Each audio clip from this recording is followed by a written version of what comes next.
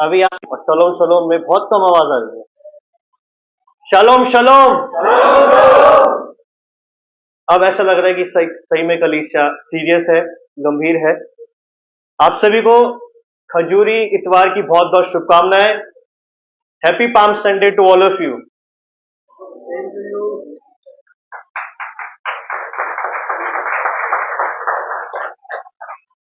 ईमानदारी से बताइएगा, कितने लोगों को पता था कि आज पाम संडे है? Very good. आज इसका हम असली अर्थ समझेंगे कि पाम संडे है क्या। क्या ये सच में सिर्फ खजूरी इतवार है, या खजूर की डालियां लेके हिलाना ही पाम संडे है, या ये इससे ज्यादा है? आइए हम लोग अपनी अपनी बाइबल्स को खोलेंगे, अगर हम बाइबल्स लाए हैं, क्योंकि ज्यादातर हम लोग आईपैड्स और फोन लाते हैं, और जब मैसेज आता है व्हाट्सएप का हाय तो हम भी हेलो रिप्लाई करते हैं, वो ज्यादा इंपॉर्टेंट है। उसका मैसेज आ गया, हमने उसको फेवरेट पर डाला हुआ है। आइए हम लोग अपने अपनी बाइबल्स को खोलेंगे। हार्ड कॉपी बाइबल्स हम निकालें, चाहे आपके पास इंग्लिश हो चाहे आपके पास हिंदी हो। हम निकालेंगे मती रचित सुसमाचार, उसका 21वां अध्याय, 1 से लेके हम 5वीं आयत तक पढ़ेंगे।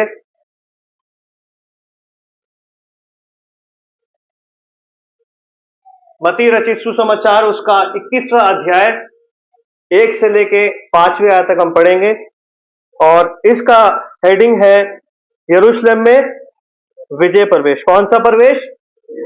कौन सा प्रवेश? विजय प्रवेश। विजय मतलब जयवंत। यहां पे लिखा है, जब वे यरूशलेम के निकट पहुंचे और जैतून पहाड़ पर बैतफगे के पास आए, तो यीशु ने 2 चेलों को यह कहकर भेजा, सामने के गांव में जाओ। वहां पहुंचते ही एक गधी बंधी हुई और उसके साथ बच्चा तुम्हें मिलेगा, उन्हें खोल कर मेरे पास ले आओ। यदि तुमसे कोई कुछ कहे तो कहना कि प्रभु को इनका प्रयोजन है, तब वह तुरंत उन्हें भेज देगा। यह इसलिए हुआ कि जो वचन भविष्यद्वक्ता के द्वारा कहा गया था वह पूरा हो। सियोन की बेटी से कहो, देख तेरा राजा तेरे पास आता है, वह नम्र है और गधे पर बैठा है, वरन लाजू के बच्चे पर। आज के हमारे जो प्रचार है, इसका शीर्षक है राजा आ रहा है। कौन आ रहा है? राजा आ रहा है, वो बड़ा बादशाह आ रहा है। और हिंदी में अगर इंग्लिश में इसको बोले, अंग्रेजी में, तो इस प्रकार से होगा, the king is coming. The king is coming. राजा आ रहा है, वो बड़ा बादशाह आ रहा है। हम सब यहां पे बैठे हैं, हम बहुत सालों से मसीह हैं, हम बहुत सालों से बाइबल पढ़ रहे हैं।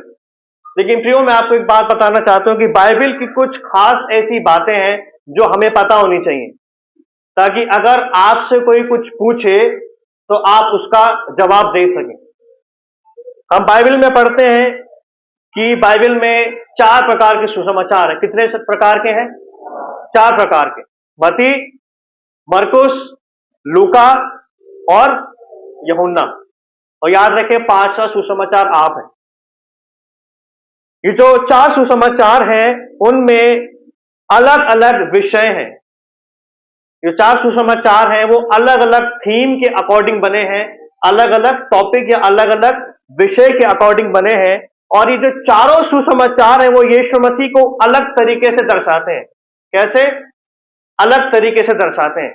जैसे हम मती के सुसमाचार में आते हैं, तो जो मती है वो प्रभु यीशु मसीह को एक जयवंत राजा के तौर पर दर्शाता है। कैसे? एक जयवंत राजा के तौर पर दर्शाता है। मती बताता है कि प्रभु यीशु मसीह वो मसीहा है जो परमेश्वर की ओर से आया है, जो भविष्यवाणियों का उत्तर है। और जो मरकुस है, वो प्रभु यीशु मसीह को कष्ट भोगने वाला सेवक के तौर पर दर्शाता है। वो ऐसा सेवक है जो सेवा भी करता है और साथ ही साथ उसने आपके मेरे लिए कष्ट भोगा है, वो ऐसा सेवक है। और जो लूका है, वो प्रभु यीशु मसीह को मनुष्य के पुत्र के तौर पर दर्शाता है। मनुष्य का पुत्र वो है जो आपको मेरे को जानता है, जो आपकी बीमारियों को महसूस करता है, वो आपकी कमजोरियों में आपके साथ रहता है, सन ऑफ मैन। और यूहन्ना जो है वो प्रभु यीशु मसीह को परमेश्वर के पुत्र की तरह के तौर से दर्शाता है कि प्रभु यीशु मसीह परमेश्वर का पुत्र है। और आज के हमारे प्रचार का शीर्षक क्या है? राजा आ रहा है। आज हम एक ऐसे राजा के विषय में बात करने जा रहे हैं। हम ऐसे राजा के बारे में पढ़ने जा रहे हैं जो बिना झूठ और फरेब के राज्य करता है। आपको समझ आ रही है बात? हम ऐसे राजा के विषय में आज बात करने जा रहे हैं जो बिना झूठ और बिना फरेब के राज्य करता है। वो ऐसा राजा है जो सत्य के साथ, धार्मिकता के साथ, सच्चाई के साथ और शांति के साथ राज्य करता है। हम इसको लिख लें ताकि याद रहे। वो ऐसा राजा है जिसके राज्य में कोई भूखा नहीं सोता है। वो ऐसा राजा है जिसके राज्य में कोई बीमार नहीं होता है। वो ऐसा राजा है जिसके राज्य में कोई भी दुष्टात्मा ग्रसित नहीं होता है। वो ऐसा राजा है जो शांति के साथ राज्य करता है, ईमानदारी के साथ राज्य करता है। और जब हम इसकी पृष्ठभूमि में आते हैं, मत्ती 21 अध्याय, जब इसको पूरा पढ़ते हैं तो मत्ती का जो पूरा सुसमाचार है, खास कर 21 अध्याय 1 से लेके 46वीं आयत तक, इसमें प्रभु यीशु मसीह का जो यरूशलेम में प्रवेश है, ये प्रभु यीशु मसीह की यरूशलेम में पहली और आखिरी यात्रा है। यहां पे लिखा है ऊपर, यरूशलेम में विजय प्रवेश। और ये विजय प्रवेश किसका है? ये विजय प्रवेश राजा प्रभु यीशु मसीह नासरी का है। और ये जो प्रभु यीशु मसीह का जो प्रवेश है, ये यीशु मसीह का यरूशलेम में पहला और आखिरी यात्रा है। प्रभु यीशु मसीह पहली और आखिरी यात्रा करते हैं। और यीशु मसीह का यरूशलेम में जो प्रवेश है वो कुछ खास बातों को दर्शाता है। मैं आपके सामने कुछ खास बातें रखूंगा कि प्रभु यीशु मसीह का जो यरूशलेम में प्रवेश है उसका अर्थ क्या बनता है। कितने लोग सुनना चाहते हैं कि जो अर्थ है यरूशलेम में प्रवेश वो क्या दर्शाता है? सबसे पहले यहां पे एक शब्द आया है, जब वे यरूशलेम के निकट पहुंचे। यरूशलेम, जो यरूशलेम था वो एक सिटी थी, इजराइल में सिटी थी, वो इजराइल का कैपिटल था यरूशलेम। और जो यरूशलेम है वो यहूदियों के लिए बहुत महत्वपूर्ण जगह थी, एक बहुत इंपॉर्टेंट जगह थी, क्योंकि वहां पे परमेश्वर का मंदिर था, परमेश्वर का भवन था। और बाइबल के विद्वान इस बात को बताते हैं और मैं भी उनके साथ सहमत होता हूं कि जो परमेश्वर का मंदिर है, परमेश्वर का भवन है, इसके लिए जो सही शब्द आया है वो है हैकल। क्या है? जो पुराने मसीह थे बुजुर्ग, वो हैकल बोला करते थे। हमारी नानी भी हैकल बोलती थी और मैं भी हैकल बोलना पसंद करता हूं, कलीसिया को या चर्च को। परमेश्वर का जो भवन है उसका सही अर्थ बनता है, उसका सही शब्द है हैकल। क्या है? और जो यरूशलेम है वो यहोवा परमेश्वर की उपस्थिति को दर्शाता है। क्यों दर्शाता है? क्योंकि यरूशलेम में परमेश्वर का मंदिर था, यरूशलेम में परमेश्वर की हैकल थी, परमेश्वर का भवन था। और यहूदी ऐसा मानते हैं और पुराने नियम के अनुसार भी, बहुत सारे बड़े यहूदी रब्बियों के अनुसार भी, यरूशलेम में यहोवा परमेश्वर वास करता था। यहोवा परमेश्वर अपने लोगों के बीच में वास करता है।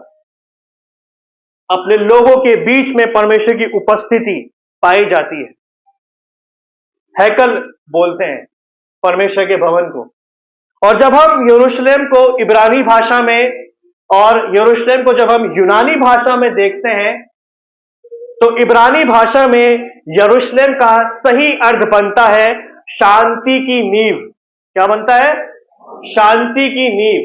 यरूशलेम ऐसी जगह थी जहां पे शांति मिलती थी। और शांति क्यों मिलती थी? क्योंकि शांति का राजकुमार वहां वास करता था।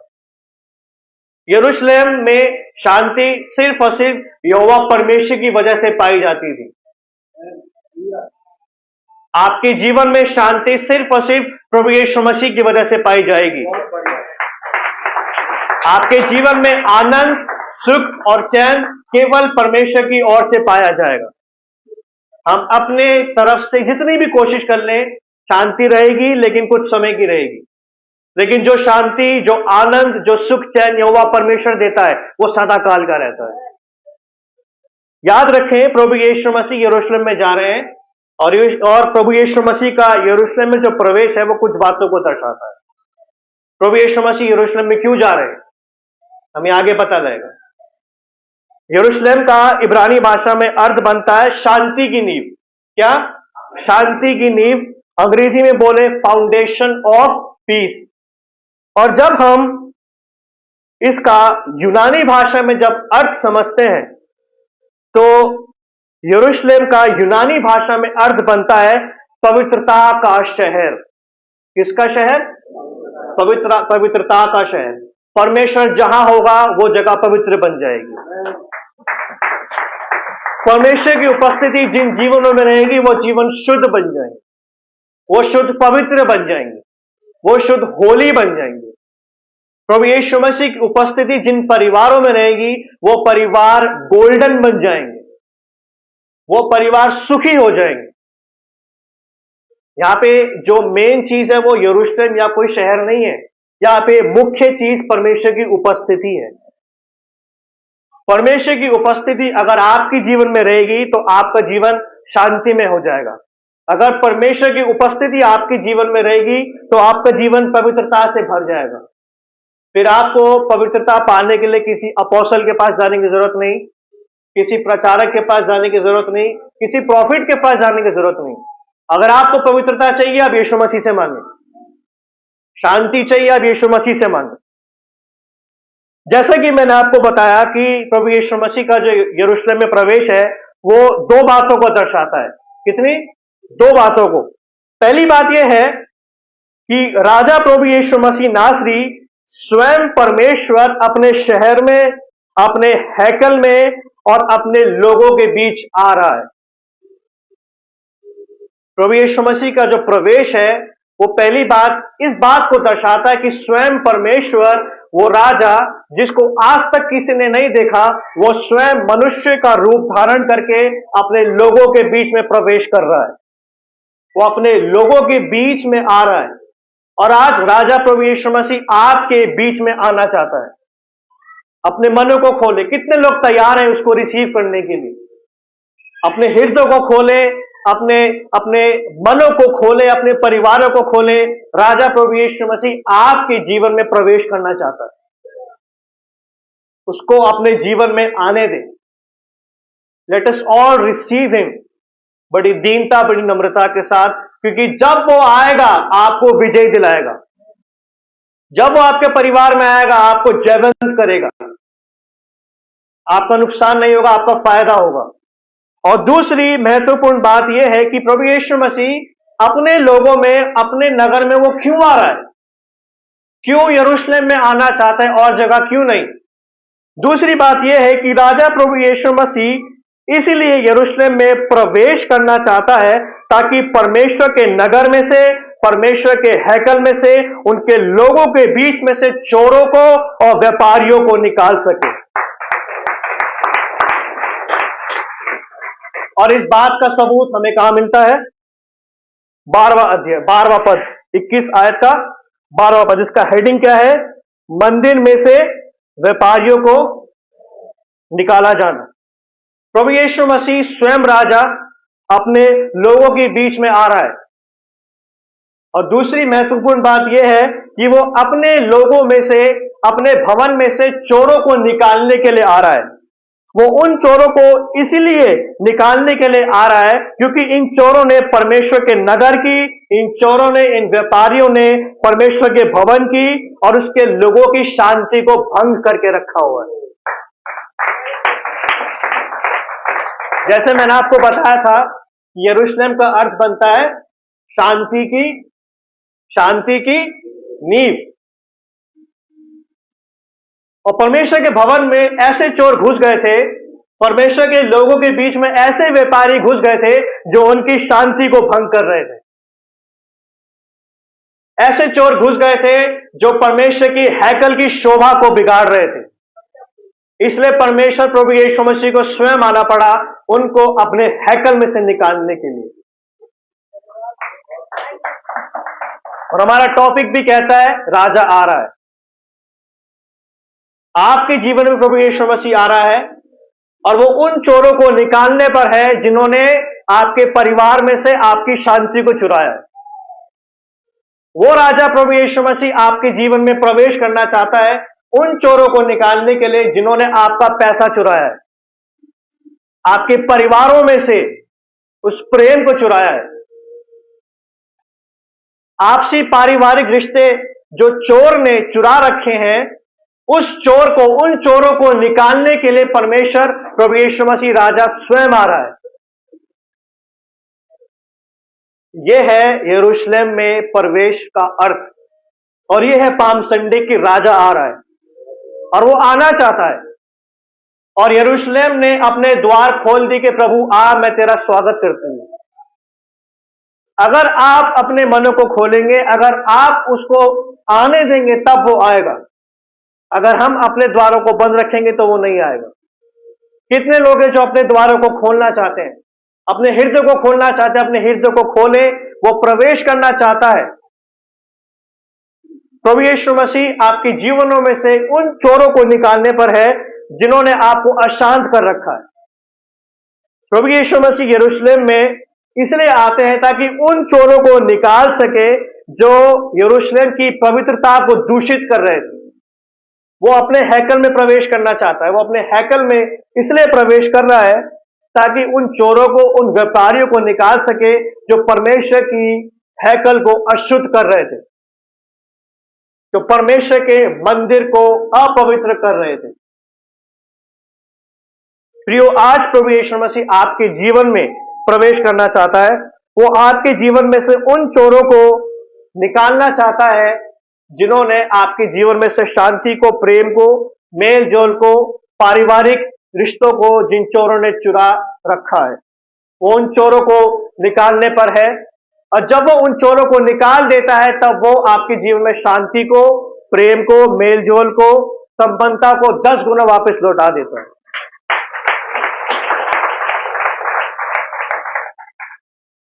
प्रभु यीशु मसीह जब किसी जीवन में प्रवेश करता है, जब राजा किसी जीवन में प्रवेश करता है, तो याद रखिए प्रभु यीशु मसीह अकेला नहीं आ रहा है, उसके साथ पीछे पूरा स्वर्ग का राज्य आपकी उसके साथ आ रहा है।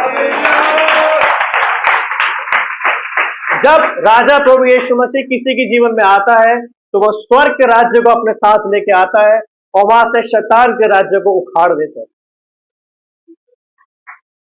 आज प्रभु यीशु मसीह आपके जीवनों में से बीमारी को उखाड़ देगा, आपके जीवनों में से शापों को उखाड़ देगा,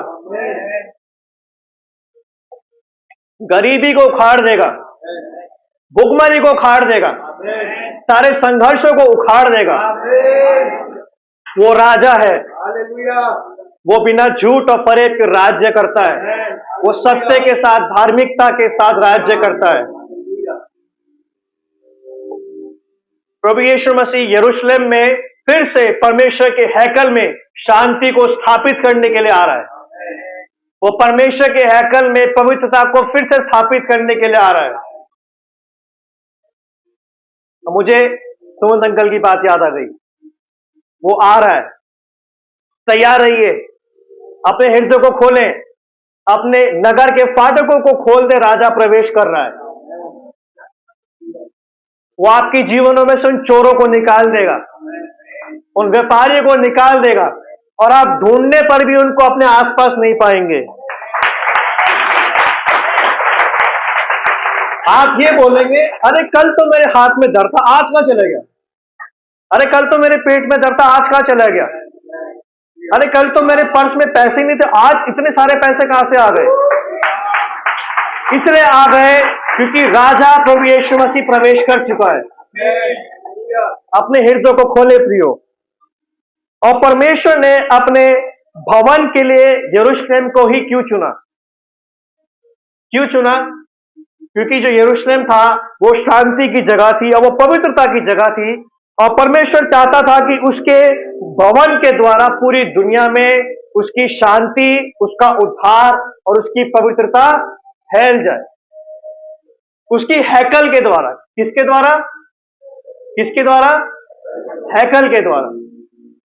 और प्रियो पौलुस नए नियम में इस बात को बोलता, क्या तुम नहीं जानते कि तुम पवित्र आत्मा का मंदिर हो? बोले, मैं प्रभु का मंदिर हूं। अपना नाम लेके बोले, अभिषेक प्रभु का मंदिर है। अपने पड़ोसी को देख के बोले कि तुम पवित्र आत्मा का मंदिर हो। हम पवित्र आत्मा का मंदिर है, हम परमेश्वर की हैकल है। और परमेश्वर चाहता है कि मेरे द्वारा उसकी पवित्रता, उसका उद्धार, उसका छुटकारा और उसकी पवित्रता आस पड़ोस में फैल जाए।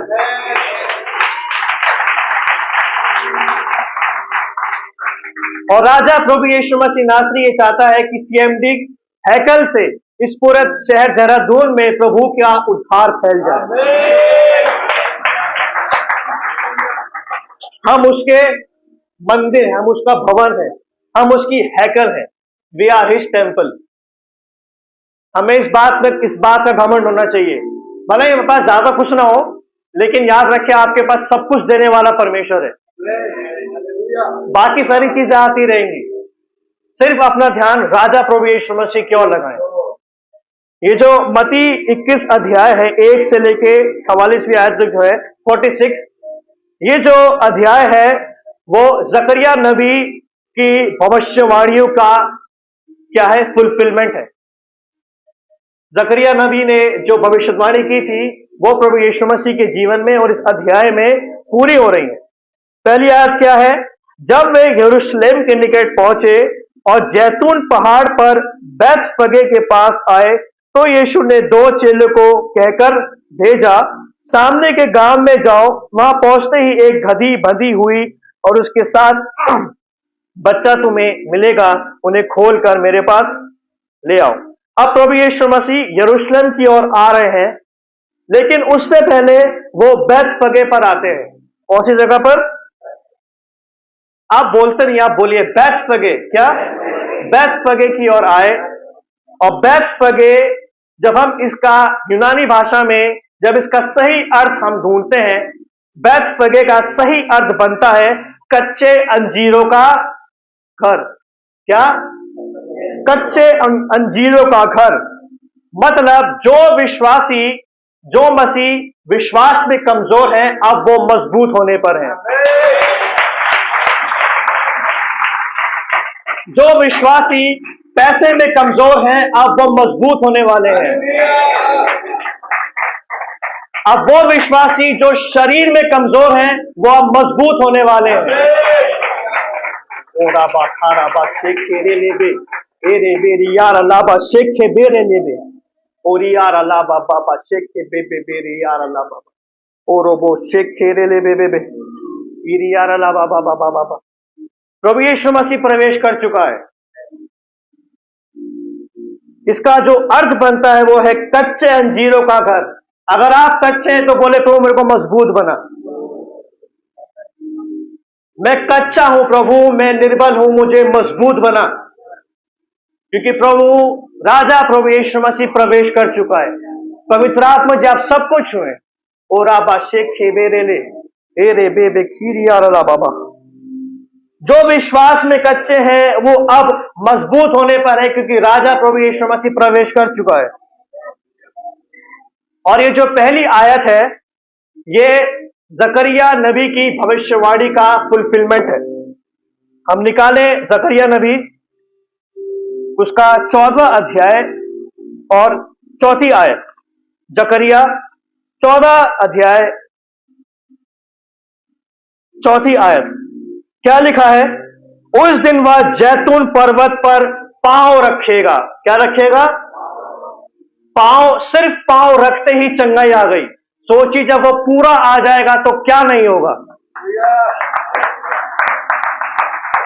उस दिन वह जैतून के पर्वत पर पांव रखेगा जो पूर्व की ओर यरूशलेम के सामने है। किसके सामने है? यरूशलेम के सामने है। और ये क्या है? सामने के गांव में। मतलब सच्चे भविष्यद्वक्ता ने सही भविष्यवाणी करी और सही स्थान पर सही व्यक्ति गया। आपको बात समझ आ रही है? सच्चे भविष्यद्वक्ता ने सही भविष्यवाणी करी और सही स्थान पर सही व्यक्ति पहुंच गया। बाइबल का आप मेल देख रहे हैं। जो बात भविष्यद्वक्ता ने करी वो प्रभु यीशु मसीह के जीवन में पूरी हो रही है।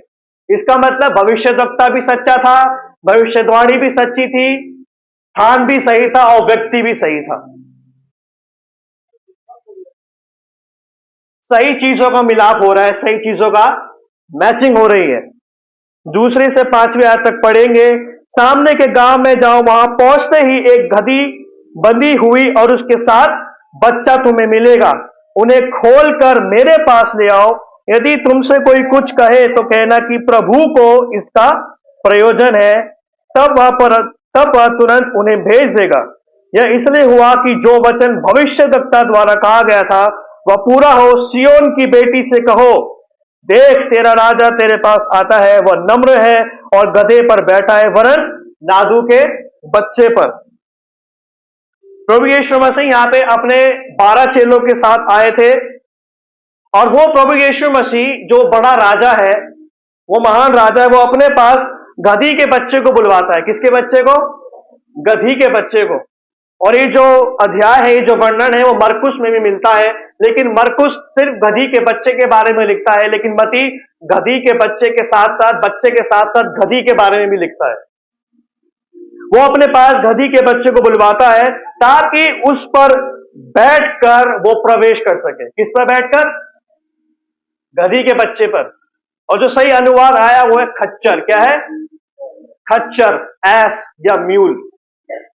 म्यूल शब्द आया है, खच्चर। लेकिन हम पढ़ने वाले इस बात पर अटक जाते हैं कि एक बड़ा राजा, एक महान राजा, जिसके मात्र एक शब्द पर सृष्टि की रचना हुई, वो गधी के बच्चे पर क्यों आ रहा है? क्या आपने कभी सोचा है? क्या आपने कभी सोचा है कि वो गधी के बच्चे पर क्यों आ रहा है? आज सोचिए, आज आपकी सोच को उत्तर मिल जाएगा। बाइबल के विद्वान इस बात को बताते हैं कि बाइबल के दिनों पर या बाइबल के दिनों में, खासकर पुराने नियम में, गधों पर महान या महत्वपूर्ण पुरुष चला करते थे। गधी के बच्चे पर कौन चलता था? गधों पर कौन चलता है एंथनी भैया? महान और महत्वपूर्ण पुरुष चला करते थे। अगर आपके पास गधा है तो आप घबराइए मत, आप महान हैं। इसका मतलब, गधे का मतलब, अगर आपके पास थोड़ा पैसा है घबराइए मत, उसको बढ़ाने वाला प्रभु आपके पास है। अगर आपके पास थोड़ा सा छोटा सा बिजनेस भी है, आप घबराइए मत, उसको बड़ा करने वाला यीशु मसीह आपके साथ है। तो बाइबल के दिनों में गधों पर, खच्चरों पर, एस पर या म्यूल पर महान और बहुत महत्वपूर्ण पुरुष घूमा करते थे। और इसका हमें एविडेंस मिलता है न्यायों की पुस्तक, घर जाके पढ़ लिएगा। न्यायों की पुस्तक 10 अध्याय 4वीं आयत, न्यायों की पुस्तक 12 अध्याय 14वीं आयत। और ये जो न्यायी थे, जिसको परमेश्वर ने जज करने के लिए इजराइल पे रखा था, ये तो घूमते ही थे गधों पर। इजराइल के राजा भी गधों पर घूमते थे। इजराइल के राजा भी गधों पर घूमते थे। और गधों पर जो सवारी है वो निर्बलता को, गरीबी को, कम लोकप्रियता को नहीं दर्शाता। गधी पे या गधे के बच्चे पे सवार होना निर्बलता को या गरीबी या कमजोरी को नहीं दर्शाता, बल्कि इस बात को दर्शाता है कि ये महान राजा बड़े होने के साथ साथ दीन और नम्र भी है। गधी पर सवार होकर आना इस बात को नहीं दर्शाता कि गरीब है, ये निर्बल है, ये कमजोर है, इसके पास बड़ी आर्मी नहीं है। गधी पर सवार होना इस बात को दर्शाता है कि ये महान राजा, ये बड़ा राजा दीन और नम्र है। याद रखे, ये जो प्रभु यीशु मसीह, ये जो हमारा राजा है, ये दीन और नम्र है। प्रभु यीशु मसीह को रथ की आवश्यकता नहीं थी, घोड़ों की आवश्यकता नहीं थी, इतनी बड़ी आर्मी की आवश्यकता नहीं थी। उसको सिर्फ एक गधे का बच्चा चाहिए था ताकि वो दिखा सके कि मैं जो महान बड़ा राजा हूं वो दीन और नम्र है। मेरी तरह दीन और नम्र बनो। प्रभु यीशु मसीह उस समय अपने चेलों से डिमांड कर सकते थे, वो बोल सकते थे कि मुझे एक बढ़िया सा घोड़ा लाके दो, काले रंग का, जो बहुत तगड़ा हो, जिसकी छाती चौड़ी हो, जिसके बाइसेप्स ज्यादा हो, जिसके क्वाड्स लेग्स ज्यादा हो। वो ऐसा घोड़ा डिमांड कर सकते थे और प्रभु यीशु मसीह को मिल भी जाता, क्योंकि प्रभु यीशु मसीह फेमस थे। लेकिन प्रभु यीशु मसीह ये बताना चाहते कि दुनिया की शान और शौकत मुझे नहीं चाहिए, मुझे वो चाहिए जो मेरे पिता ने मेरे रखा है। और आज के मसीहों को, आज के प्रचारकों को प्रभु यीशु मसीह से दीनता और नम्रता सीखने की आवश्यकता है। हमें प्रभु यीशु मसीह से दीनता नम्रता सीखने की आवश्यकता है। ये संसार की शान शौकत हमें नहीं चाहिए, हमें सिर्फ और सिर्फ प्रभु यीशु मसीह चाहिए। अगर हम प्रभु यीशु मसीह को फॉलो करेंगे तो सारी चीजें अपने आप ही हमारे पीछे आ जाएंगी। 5वीं आयत में क्या लिखा है? सियोन की बेटी से कहो, देख तेरा राजा तेरे पास आता है, वो नम्र है, गधे पर बैठा है, वरन लादू के बच्चे पर। अंग्रेजी में इस प्रकार से लिखा है, tell the daughter of Zion, behold your king is coming to you, lowly and sitting on a donkey, a colt, the fowl of a donkey। अब राजा प्रभु यीशु मसीह अपनी सवारी पर सवार अपने लोगों के पास आ रहा है। प्रभु यीशु मसीह को अपनी सवारी मिल चुकी है, वो अपनी सवारी पर सवार होकर अपने लोगों के बीच में आ रहा है, वो अपने हैकल में प्रवेश कर रहा है, वो अपने नगर में प्रवेश कर रहा है। और ये जो राजा है वो खाली हाथ बिल्कुल नहीं आ रहा है। बहुत सारे राजा ऐसे होते हैं जो घोड़ों पर सवार होते हैं, उनके पीछे आर्मी होती है, लेकिन उनके हाथ खाली होते हैं। लेकिन ये ऐसा राजा है जो बड़ी दीनता नम्रता के साथ आ रहा है, लेकिन ये खाली हाथ नहीं आ रहा है। ये राजा अपने साथ धार्मिकता को लेके आ रहा है, ये राजा अपने साथ उद्धार को लेके आ रहा है, ये राजा अपने साथ छुटकारे को लेके आ रहा है, ये राजा अपने साथ चंगाई को लेके आ रहा है। जितना बटोर सकते हो बटोर लो, अपने मन को खोलो, जितना बटोर सकते हो बटोर लो। मैं तो ये कहता हूं कि राजा को ही अपने पास रख लो।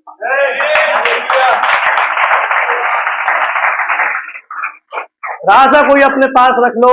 चंगाइयां, छुटकारे, आजादी, फ्रीडम, पैसा, ये सब अपने आप आ जाएगा।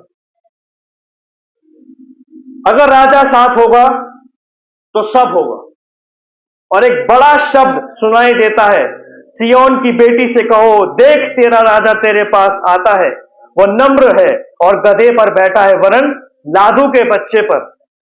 जकरिया नबी ने भी यही भविष्यवाणी की थी, उसका 9 अध्याय 9वीं आयत, जकरिया 9:9।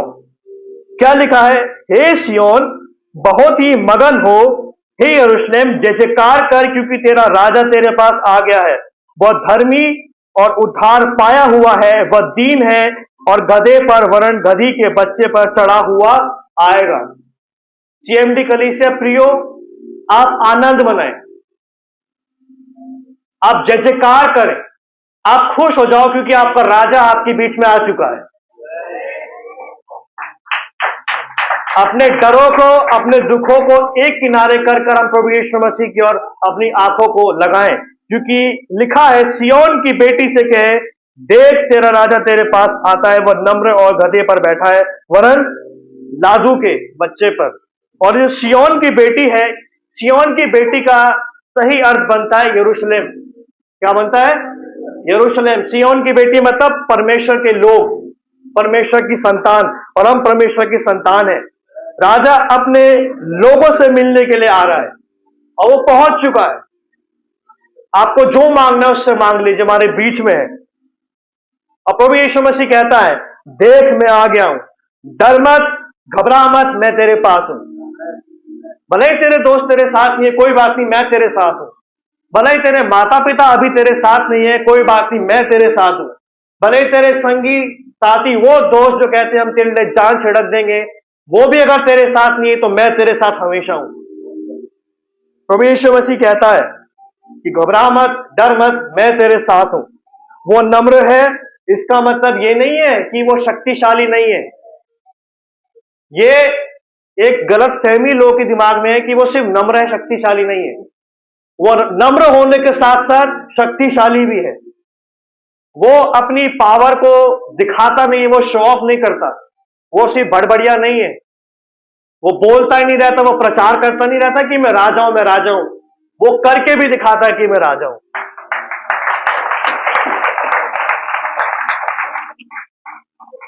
राजा फिर से अपने लोगों के बीच में आ गया है, शांति को, पवित्रता को स्थापित करने के लिए। वो आपके जीवन में प्रवेश करना चाहता है ताकि आपकी शांति को फिर से स्थापित कर सके, ताकि आपके अशांत जीवन को शांत कर सके। वो प्रवेश करना चाहता है ताकि आपके आनंद को फिर से स्थापित कर सके। वो आपको रिस्टोर करने के लिए आ गया है। आइए अपनी आंखों को बंद करें और राजा महान प्रभु यीशु मसीह को पुकारें और बोले, प्रभु जी मेरे जीवन में प्रवेश करें, मेरी शांति को स्थापित करें, मेरी पवित्रता को स्थापित करें, मेरे अंदर के आनंद को जो चोर ने चुरा लिया है, उन पैसों को जो चोर ने चुरा लिया उसको फिर से प्रभु जी आप स्थापित करें। मैं यहां पे हूं प्रभु जी, आई एम सरेंडर करें। Let us all surrender our lives to him. Let us all surrender, हम झुक जाए। Tell the daughter of Zion, behold, your king is coming to you, lowly and sitting on a donkey, a colt, the fowl of a donkey. हे सियोन की बेटी, देख तेरा राजा तेरे पास आता है, वो नम्र है और गधे पर बैठा है, वरन लादू के बच्चे पर। और आज ये सुसमाचार प्रभु सीएमडी कलीसिया से कहता है कि देख सीएमडी कलीसिया, देख सीएमडी हैकल, प्रभु तेरे पास आता है। बटोर ले, इस राजा को अपने पास ही रख ले। प्रभु जी आपका धन्यवाद देते हैं, वचन बड़ी सिधाई से हमारे पास पहुंचा है प्रभु। हम आपका धन्यवाद देते हैं प्रभु यीशु मसीह। और प्रभु हम अपने हृदय को, अपने परिवारों को, अपने जीवनों को खोलते हैं प्रभु, और हम आपको हमारे जीवन में इनवाइट करते हैं प्रभु। आप फिर से आए प्रभु जी, अपने स्थान को ले प्रभु, और हमारे जीवन में उस शांति को फिर से स्थापित करें प्रभु, उस पवित्रता को, उस शुद्धता को हमारे जीवन में फिर से स्थापित करें प्रभु।